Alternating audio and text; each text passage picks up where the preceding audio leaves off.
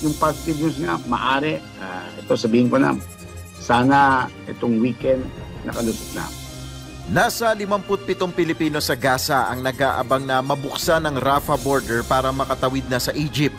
Ayon kay Foreign Affairs Undersecretary Eduardo De Vega, umaasa silang mabubuksan na ito ngayong weekend upang tuluyan na makaalis sa mga kababayang naiipit sa gulo sa pagitan ng Israeli forces at Hamas. Out of 136 Filipinos, mga 57 ang nasa Rafah crossing. Sa madaling salita, kung magbukas ngayon mismo, papasok agad yan. Makakatawid agad sila, handang-handa na. Kahapon, napaulat na nagpasya munang bumalik sa Gaza City ang isang pamilyang Pilipino na may 6 na miyembro habang naghihintay makatawid ng Rafah border. Masyado umanong masikip ang tinutuluyan nila sa Southern Gaza.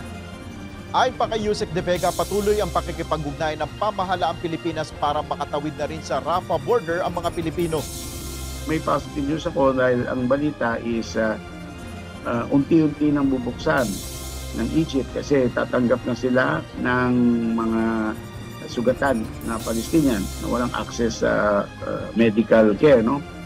Kaya ang ating embahador mismo, ang ating sugo sa Cairo, si Ambassador Ezequiel Tago, ay nakikipag-ugnayan sa kanilang Ministry of Foreign Affairs para buksan na yung crossing pati para sa mga Pilipino. Sa ibinigay na update ng DFA sa 136 na Filipino national sa Gaza, 126 na ang kanilang nakontak na ligtas sa panganib. 10 pa ang patuloy nilang kinokontak dahil sa nawalan na rin ng internet at phone networks sa lugar. Nel Maribuhok, UNTV News and Rescue, Diyos ang aming sandigan, serbisyo publiko ang aming pinahalagahan.